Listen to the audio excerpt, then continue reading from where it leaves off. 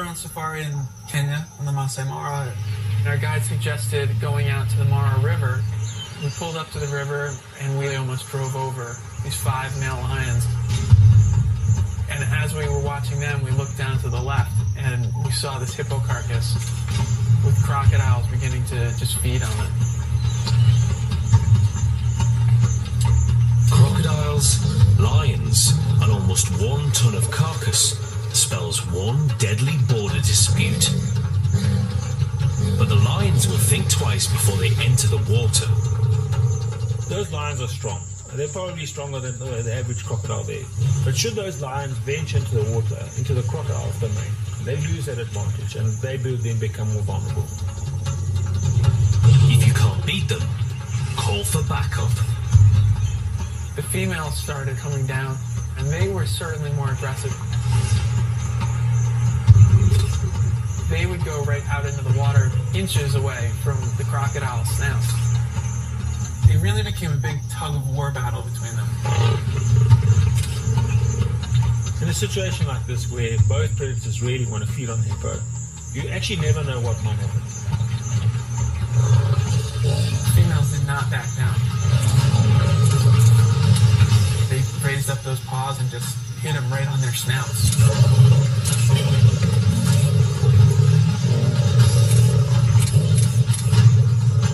Only one time did I ever see a crocodile actually really fight back and try and take a bite out of one of the lions. If the crocodile had been a fraction of a second faster, it would have crushed the lion's skull. That was probably the scariest moment.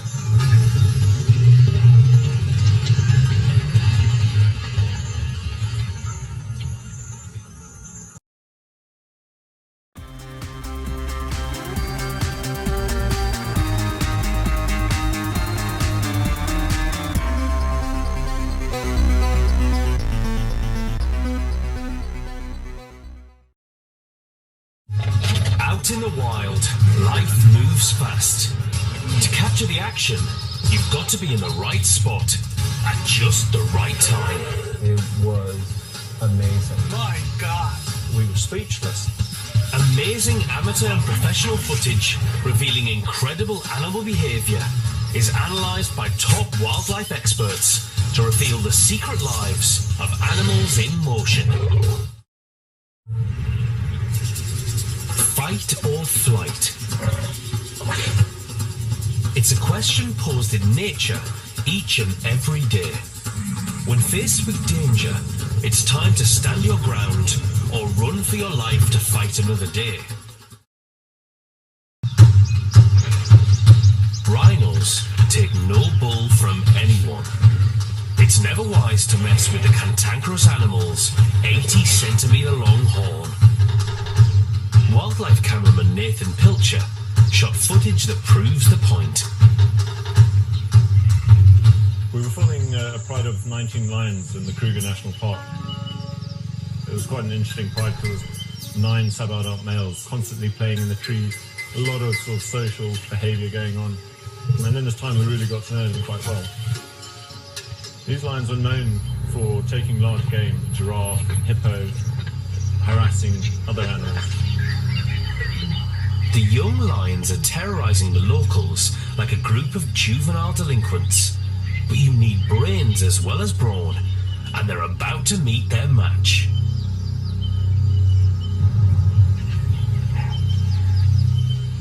Suddenly in came a rhino. You could see the curiosity spark up immediately.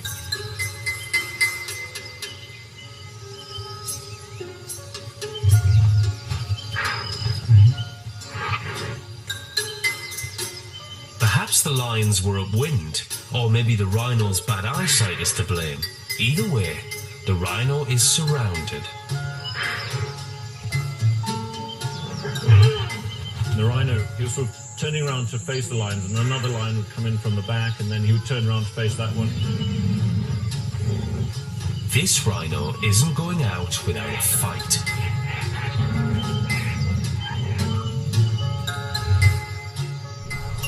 This clip is brilliant. You're seeing completely abnormal behavior from this rhino. A normal rhino would actually run away from a pride of lions, whereas this rhino confronts an entire pride of lions. The young lions realise that they're better off picking on someone their own size. Lesson learned. And in the end, the lions went back to doing what they do best. So it's just sleeping under the bushes. And the rhino just went off into the distance.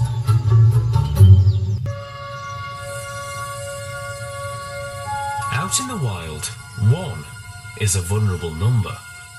That's what this young baboon will discover when he sets off to establish a troop of his own. At least Matt Enright and his wife Sharon have each other on what's so far an uneventful safari. My wife and I were traveling in the Western Serengeti. We'd started out early that morning and drove around quite a bit that day. We did not see a lot. But Matt and Sharon are about to get an eyeful when they cross paths with a lone male baboon. Something came out of the brush, which was, we realized, a baboon. We realized there were a bunch of lions on this riverbed. While we were there, one of the lions got up. She stopped at a point and crouched down. We were all pretty excited. I had wanted to see a kill for a while, so I thought this is probably my chance. Lions are Africa's apex hunters and can take down prey over 60 times the size of a baboon. For the lioness, this primate is a snack. When she pounced, we thought at that point that the lioness was going to attack the baboon and that would be it. But neither the Enrights nor the lioness expect what happens next. A lone baboon is out to establish a new troop, but he wanders straight towards a pride of lions with one hungry female. Tourists Matt and Sharon Enright are expecting a quick kill, but both the lioness and the Enrights get the surprise of their lives when the baboon goes on the offensive.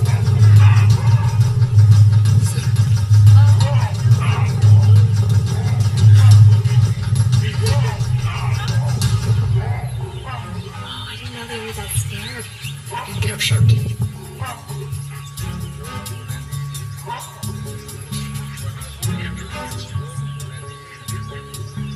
It was quite exciting. At one point, I was thinking, wow, can the baboon actually kill the lion? As exciting as it sounds, Dr. Paul Funston has a more realistic explanation for the lioness's cowardice. You can see she's not a very experienced hunter. She was intimidated by this baboon. I had kind of rooted for the underdog. She got a little more upset. Baboon, run! Sharon, shut up. But the pride has had enough, and they step in to salvage the family reputation. While he was paying attention to the one lion, the others came along and basically flanked or outflanked the baboon. Oh, here comes the other lion.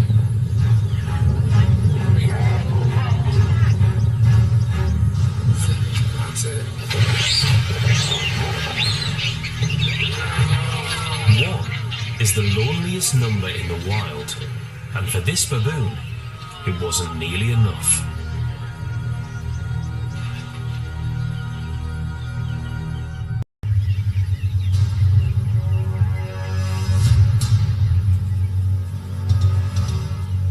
Lions are cooperative hunters. To bring down prey almost 4.5 times their size, they need to work together. But that's not what Christoph and Natalie Roux witnessed during a trip to South Africa's Kruger Park. I woke up early in the morning to have a game drive. As I was driving, at the corner of my eyes, I've seen that thing jumping. It's a lone lioness trying to take on an injured buffalo. So we are very, very excited, almost panicking, looking around for the camera. The buffalo makes one final charge, but it's too weak, and the lioness moves in for the kill. She started then eating his hind leg so that he couldn't, walk any further. By wrestling a 680-kilogram buffalo, this lioness might have bitten off a little more than she can chew.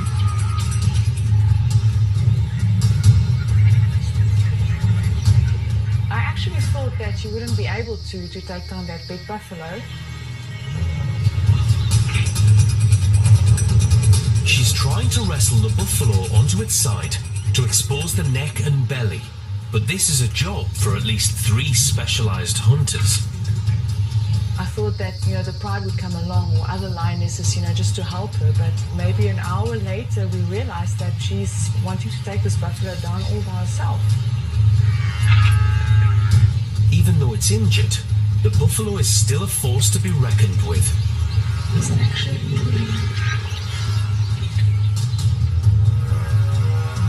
She took it very cautiously. She was never anywhere near the head of the buffalo or the neck, always trying to bring it down from the back, exhaust it, pull it down.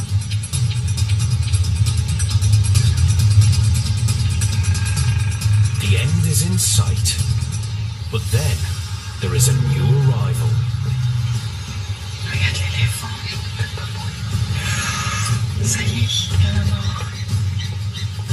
Elephants don't like lions much at all. They will take any opportunity to chase them off and disturb them if they can.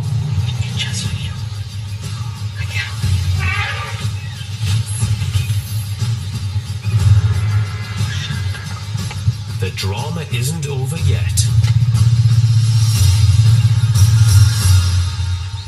You would think that the elephant would just carry on walking.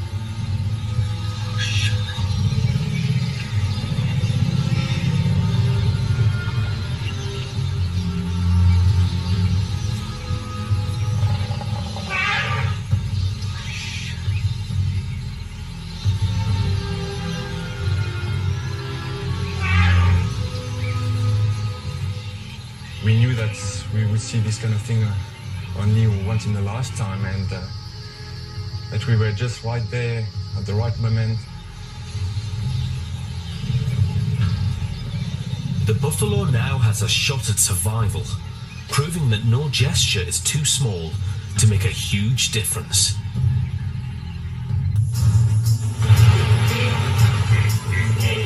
Hippos are fiercely territorial, and they'll attack just about anything that wanders into their waters. Tourists Ryan Corbin and John Z. Leaf got a unique glimpse of hippo aggression along Africa's Mara River. I was on a hunting trip with my father-in-law and 4 other friends in Kenya. On the 3rd day, when we were driving around, we noticed that there were hundreds and thousands of animals piling up near a river. So we drove down to the river. The animals have already started crossing the river. Ryan and John Z find themselves filming one of nature's greatest spectacles. These mass migrations of the zebra and the wildebeest don't happen at the same time every year, so it's extremely lucky for Ryan and John Z to arrive at the spot and see all the action right in front of them. They're really jumping.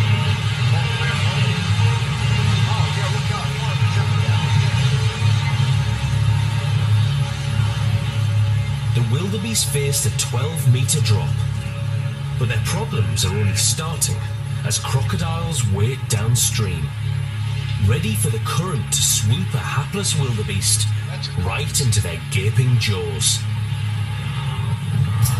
Another river resident joins the fray. The hippo was very active in the river and obviously was not happy that all the other animals were there.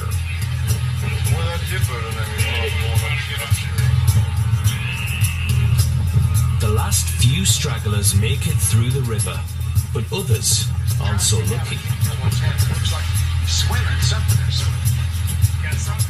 And this one large crocodile did get a wildebeest in its jaws, but it was near where the hippopotamus was.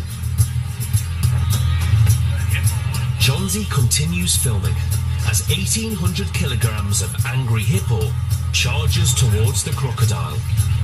Now the hippo's going to overtalk him. We weren't certain what was going to happen. Get him, hippo. He's got it. He bit it. The hippo has a massive gape with these elongated canines and sharp incisors that could inflict a deadly bite, even to something like this well-armored crocodile. The hippo's 800 kilogram bite force mauls the crocodile. Not bad for a herbivore. Holy cow. Look at that. To see that animal use that mouth as a weapon against another animal was quite spectacular and exciting. I never dreamed in a million years that he would actually go after the crocodile.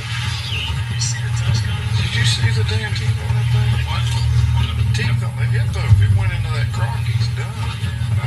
With his carcass in his mouth, the crocodile obviously can't defend himself. But as soon as he lets it go, the hippo seems to lose interest and then goes after the carcass.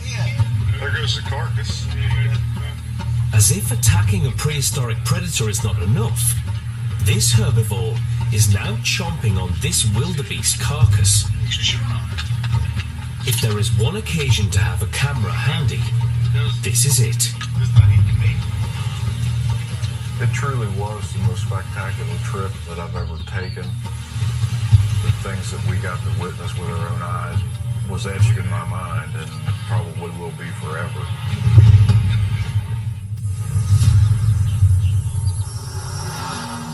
The cheetah is by far the fastest land animal on the planet, with a velocity of 100 kilometers per hour. That's 3 times faster than the human sprinting record. But being able to run like the wind doesn't mean you always have to. Danny Van Vuren found this out during a holiday in Botswana. Me and my wife was on holiday in the Kalahari, and one morning early we decided we'll drive up all the way to Kanaga's waterhole. Botswana is a semi-desert and temperatures can reach up to 43 degrees centigrade. In this heat, a waterhole is a sure spot for filming wildlife.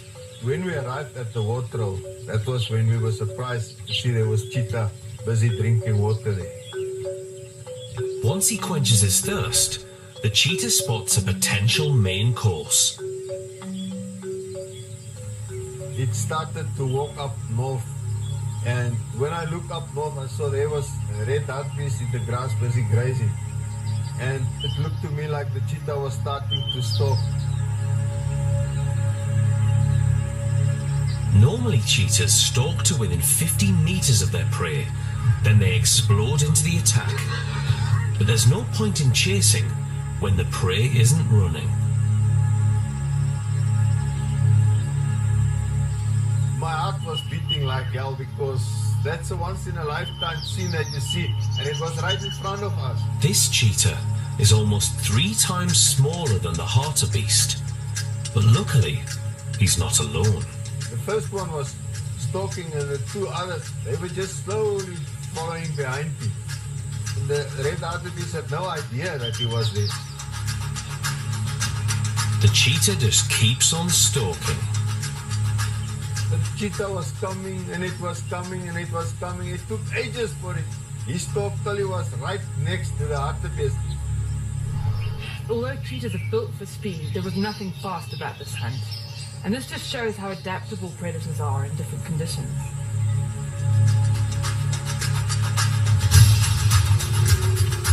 He just got up and he grabbed it behind the neck and tried to pull it down. Bored with waiting on the sidelines, others join the fight.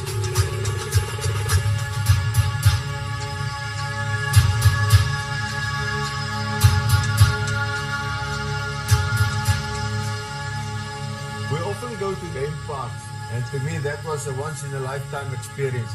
I don't think I will ever see that in my life again.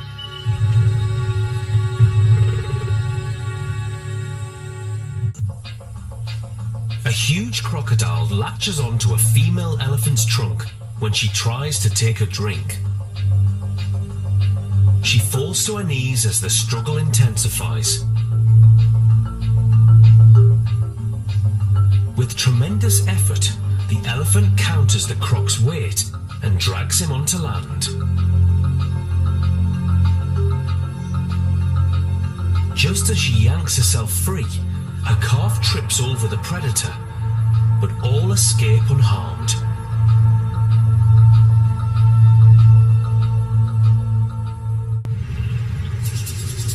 Fight or flight? It's a question posed in nature each and every day. When faced with danger, it's time to stand your ground or run for your life to fight another day. But on a game-ranging course in South Africa, Australian actor David Lazarus found himself in a situation where both options spelled death. It was a 28-day course to become a field guide or like a game ranger. It was probably about 4 or 5 o'clock in the afternoon. The lead guide said, they can go in and check out the line.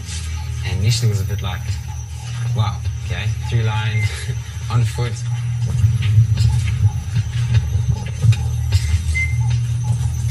Outside a vehicle, the lions have the upper hand.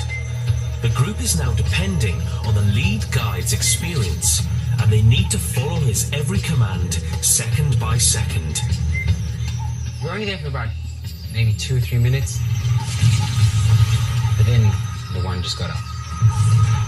He was coming sort of closer towards us, and everyone was feeling a bit, a little bit unsettled. As soon as they give that low growl, they're basically saying, please go away, we don't want you here. There's a group. The range instructs us to keep walking back. Hey, stop! Hey, stop! Hey, stop!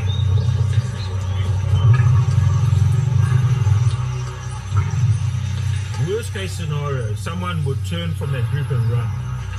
Stay there! Stay there!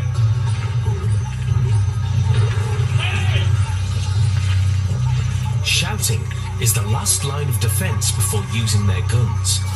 Even though they need to protect the students, no guide wants to shoot one of these majestic animals. One of the techniques that you can employ is to try and intimidate the lions. So you shout at them, you stand tall, anything to sort of impose yourself on the lions.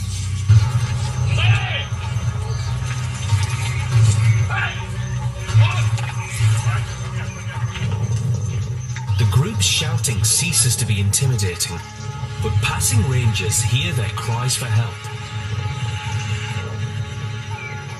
It was a very nice sight seeing the vehicle come up towards us.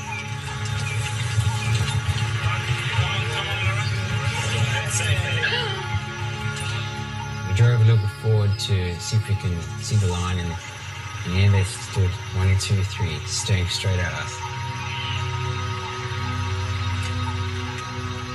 If that vehicle never came, I don't know what we would have done. Impalas are regarded as one of the noisiest bovids. The roaring of territorial males can be heard from over 1.5 kilometers away. But when one animal's territorial roar becomes another animal's dinner bell, Ronnie and Erica Hamilton witnessed something extremely rare. Ek en my man was in die Krierwoudtuin met vakansie gewees. Ons het van The next morning we decided to take a roundabout route. But the Hamiltons find the route blocked by 2 impala in mid-battle. Dit was omtrent 'n geveg tussen hulle, want hulle was van een kant van die pad na die ander kant van die pad gewees.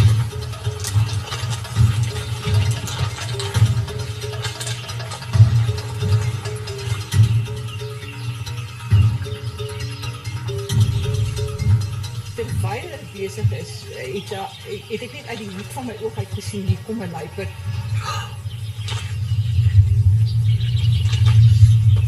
Die bokke het so gekonsentreer op mekaar, dat hulle glad nie bewus was van die luiperd nie.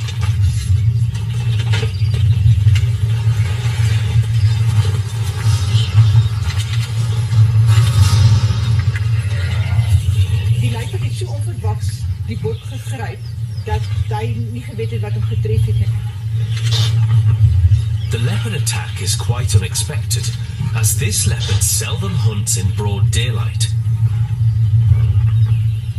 When I saw this clip of the leopard catching the impala, I thought to myself, I wish I was there, because it really is the most incredible piece of action.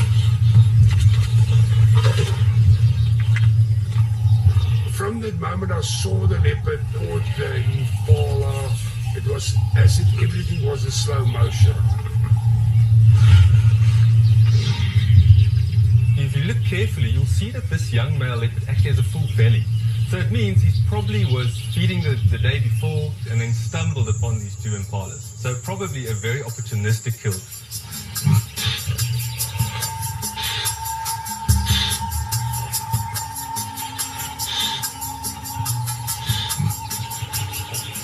This young leopard is definitely using the typical strangle technique that leopards use to kill their prey.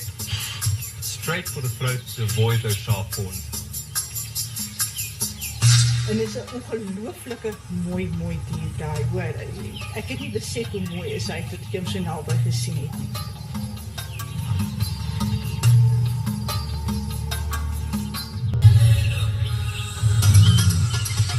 Safety in numbers. Few animals understand the value of this better than the wild dog. Although relatively small in stature, they compensate with a well-orchestrated pack hunt. Ranger Hobbs de Horo would see the unimaginable violence of ending up on the wrong side of the pack. So we were on the afternoon game drive. The guests that I was with, they wanted to see wild dogs hunt. As if on cue, the guests don't wait long for their request. When I look, I saw wild dog chasing this baby kudu. Taking down a kudu fawn without the rest of the pack is risky, but this nomad is driven by hunger and chooses to act as a one-dog pack. When I got there, this baby kudu was very, very exhausted. To the tourists' horror, the wild dog begins to eat the calf alive. Wild dogs kill their prey by disemboweling, and even though this looks gruesome, it's actually a very efficient way of bringing down prey, much faster than any of the other large African predators. The people at the back of the car, they were making sounds. Oh my goodness. But the hunt is not over. At a distance, we saw other dogs running around coming. So then we thought maybe they are from the same pack and they are coming to finishing up the baby kudu. The pack isn't here to join in the feast.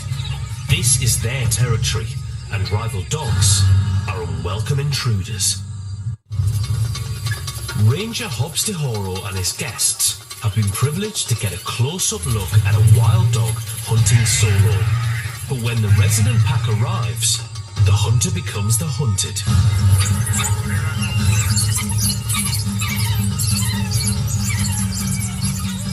Wild dogs are fiercely territorial, and when packs encounter each other, there are nearly always fatalities.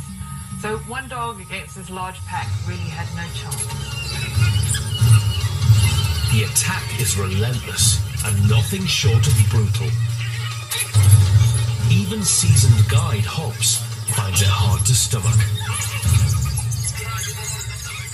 It was not easy to watch that kill. Not easy at all. The sheer force of the attack ensures that it's all over in less than a minute. The rival dog didn't even suffer because he was grabbed and he was dead as they left. An awesome hunt for food turns into a brutal fight for real estate. For Hobbs, this day ended on a bittersweet note. They were making the squeaking sound like when they are happy. It was my first time to see dogs killing each other, and to me it was heartbreaking.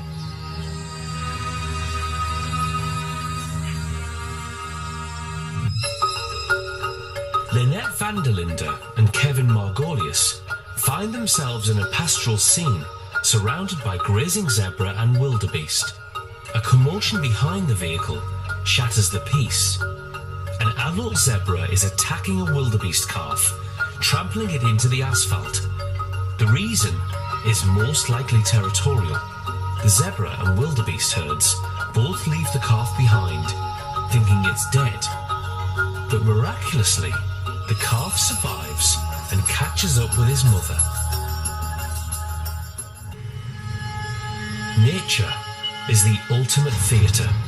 Catching jaw-dropping moments on tape requires vigilance, nerves of steel, and, while filming an African cat called a serval, cameraman Tyson Langer learned that patience is key. I've been following this server for 2 weeks, hoping I'll get something for the series I was making. Servals are tricky to capture on camera, but with luck and patience, Tyson could get shots that many filmmakers have only dreamed of. Servals are solitary cats that are often very secretive, and they live in these environments where they're surrounded by tall grass. Keeping up with the serval is testing the crew's skills and physical endurance, but it's not all in vain. She started getting used to us, and she coming closer and closer to us. For her to allow Tyson close enough to film her is truly incredible. He must have worked really hard to win her trust.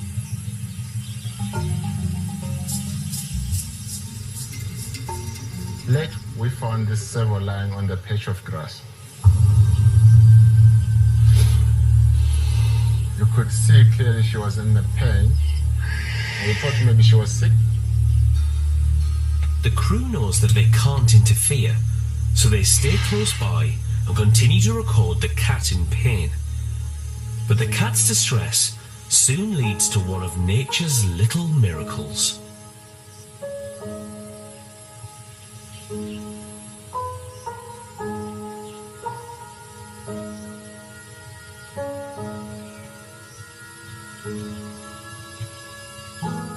When these kittens come out, they obviously still have the fetal membranes around them. So what the mother does is she removes it immediately to help them breathe, but also to remove that smell, and that just reduces the chance of predators finding them.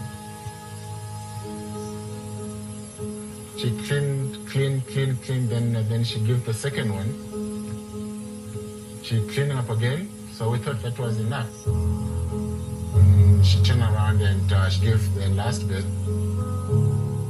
Tyson hits the jackpot as he gets to film rare footage of a serval giving birth. Tyson can consider himself extremely lucky and privileged to have witnessed this. The mother needs time to bond with her 3 kittens, so the crew leaves her for a few days.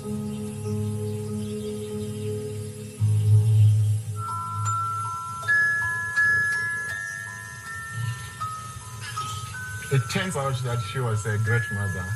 The way she was handling her cubs.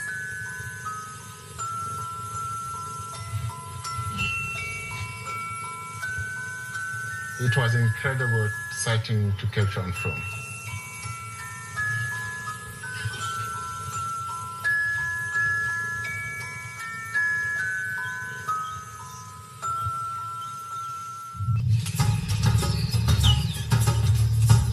Leopards aren't fussy eaters.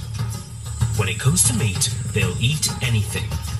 Wildlife guide Andre Thienessen and Celeste Smith discovered just how far leopards are willing to go to get a meal.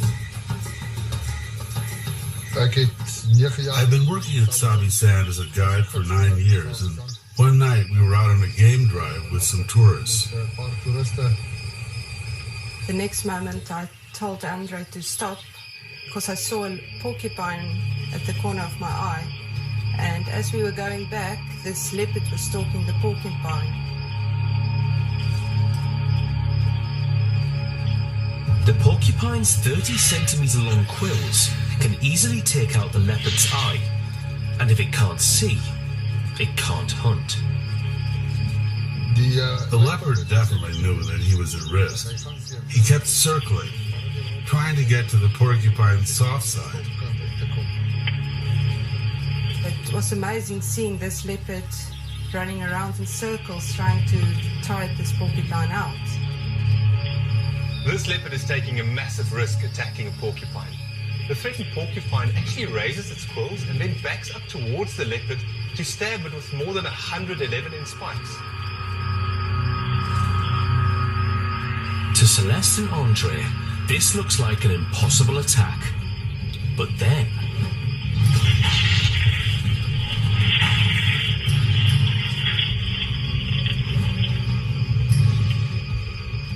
So when this leopard caught this porcupine and he came to rest, he was looking like a porcupine.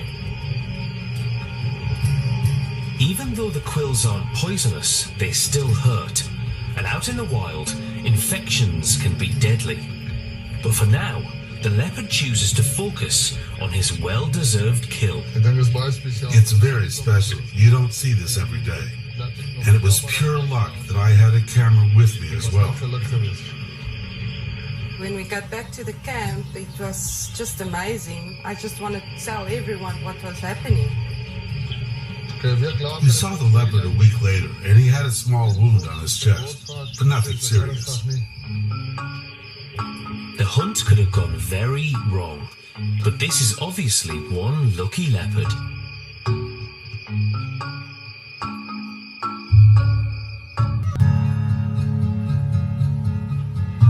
The small town of Gisborne in New Zealand, a once sleepy fishing village. That's before over 2,000 kilograms of flesh and blubber turns up. This 4-meter-long colossus, nicknamed Homer, is spoiling for a fight, and it's Jamie Quirk's job to keep him from brawling in the street.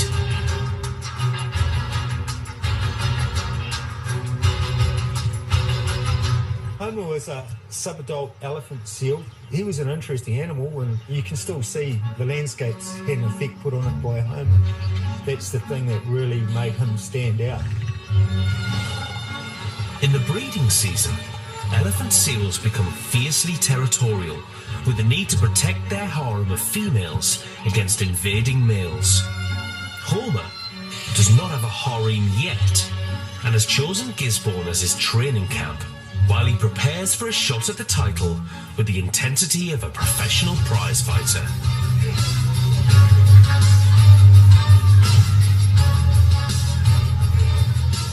Homer had a love-hate relationship with vehicles.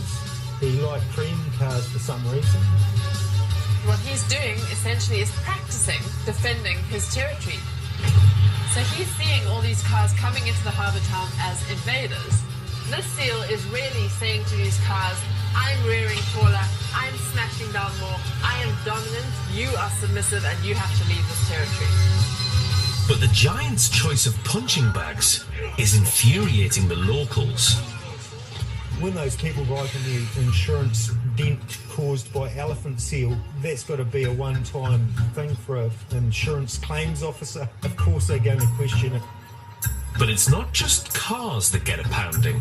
A local woman was down there one evening. She was singing him Maori songs, and she was sitting right next to him. Homer rolled over on top of her. Her arms were the only thing left hanging out from underneath Homer, and she was extremely lucky that there were two guys there who grabbed her arms and dragged her out from underneath him. That's comedy gold. Homer is determined to go the distance. Lumbering through the streets, he challenges all contenders. We tried to get him out of the boat ramp by using water-filled barriers and stuff like that. Unfortunately, these didn't work because they're just not heavy enough. It just gave him another toy to play with. Homer definitely became a star. We had large tourist buses carrying 40 or 50 people arriving solely to come and see this elephant seal right in the middle of Gisborne City. And then as suddenly as he arrived, Homer was gone, back to the beaches of his colony.